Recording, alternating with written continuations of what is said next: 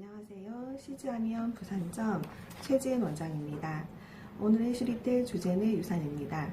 유산 후 몸조리가 중요한 이유에 대해서 오늘의 사연 두 가지 방식으로 진행해 볼까 합니다. 오늘의 사연은 임신은 여러 번 성공했는데 자꾸만 유산이 됩니다. 임신에 잘 성공하는 것을 보면 다른 문제보다 자궁의 문제일 것 같은데요. 첫 아이 출산 전 신혼 때 피임약을 꽤 오래 복용했었는데 이게 문제가 되는 걸까요? 반복되는 유산을 방지하려면 어떤 치료가 필요할까요?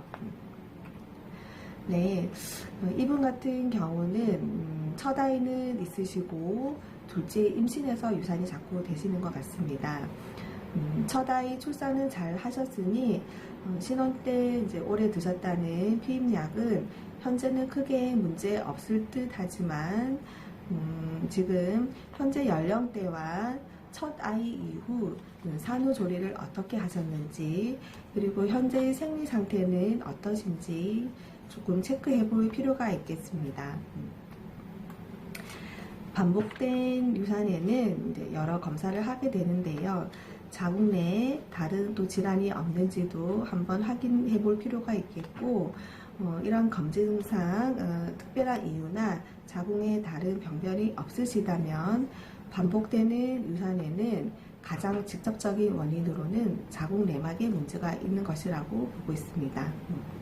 첫 아이 출산 이후에 자궁 내 면역력이 떨어지고 회복이 잘 안 된 상태에서 반복된 유산으로 그 면역적인 균형이 계속해서 깨지면 자궁 내부가 매우 불안정한 상태가 되어 있을 가능성이 많습니다.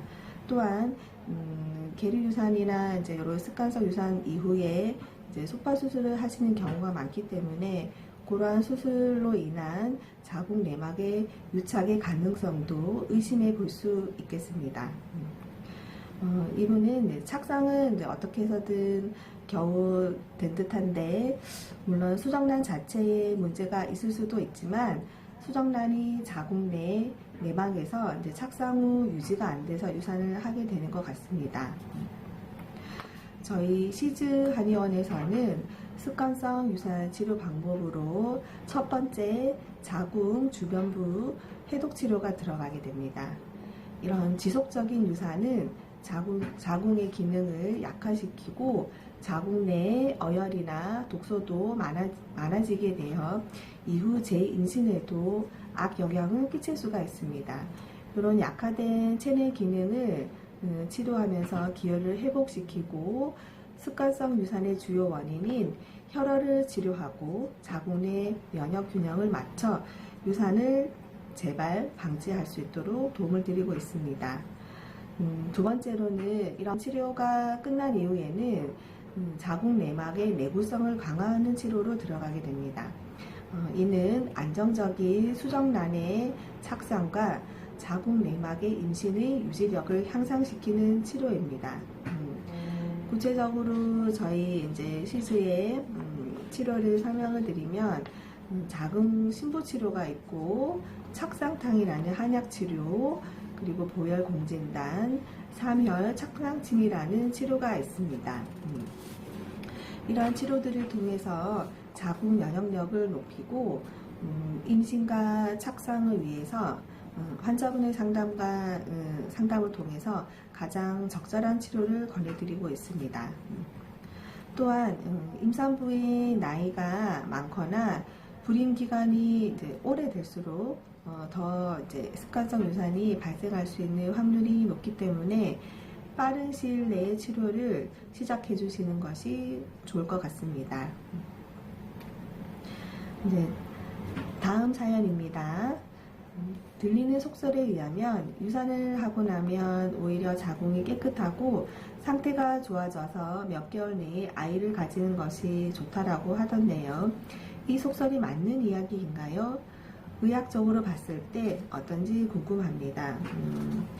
환자분들 경우 유산 이후 소파 수술을 하고 나서 처신을 하기 전에 이제 배란위를 맞아서 바로 임신 시도를 하시는 경우도 있으시더라고요.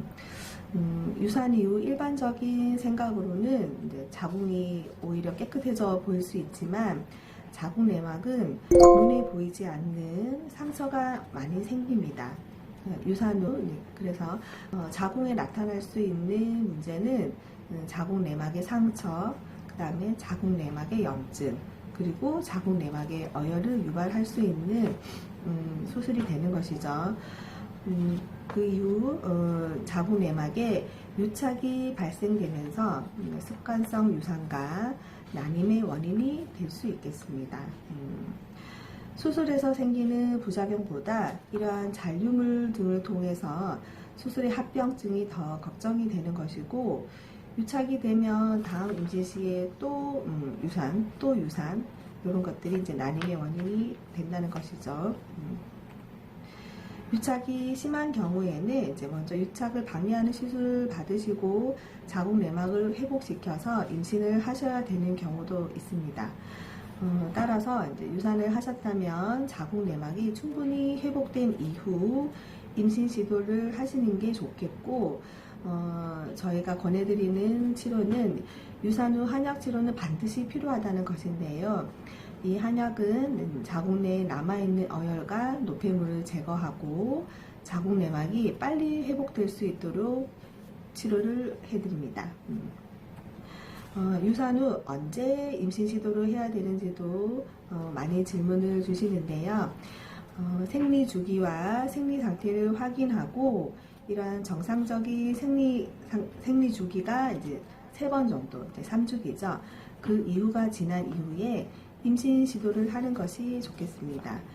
따라서 만약에 이제 10월에 이제 유산을 하셨다면 11월, 12월, 1월이 지난 이후에 이제 임신 시도를 하시는 게 좋겠습니다.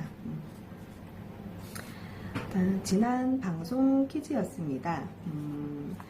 다음 중 배란기를 알 수 있는 것이 아닌 것은 정답은 2번 임신 테스터기를 사용한다. 총 당첨되신 분이 3분 있으신데요. 축하드립니다. 자, 오늘의 퀴즈입니다. 다음 중 유산 후 몸조리를 위한 시즈 한의원의 치료법이 아닌 것은 1번 속바수술, 2번 자궁 신부치료, 3번 한약 복용, 4번 삼열 착상침. 참여 방법은 11월 2일 수요일까지 카카오톡 시즈 한의원 자궁센터로 정답 메시지를 보내주시면 되고, 총 3분을 선정해서 그린티 라떼를 드리고 있습니다. 그리고 또 한 가지 말씀드릴 것은 저희 시즈 한의원에서 이제 시즈라는 그런 어플이 이제 개발되었는데요. 이런 시즈 한의원의 어플은 저희 한의원에 내원하시는 분들은 진료 기록과 연동이 되어서 본인의 진료 기록을 보실 수도 있고, 환자분이 아니시더라도 생리주기 관련해서 본인의 생리주기, 배란일, 그리고 가임기 등을 예상해 볼 수 있는 다이어리를 제공해 드리고 있습니다. 그리고 저희 시즈 한의원의 각종 이벤트들, 그리고 이제 여성 건강에 관련된 여성 질환, 다이어트, 피부 관련에 대한 다양한 정보들이 있으므로 이런 저희 한의원의 어플을 다운받으셔서 일상생활에서 항상 활용하실 수 있도록 한번 써보셨으면 좋겠습니다. 이번에 이제 구글이든 이제 아이폰이든 어디서든 다운받으실 수 있으니 꼭 다운받으셔서 저희 시즈 한의원의 이벤트들도 많이 사랑해주세요. 저는 시즈 한의원 부산점 최진 원장이었습니다. 감사합니다.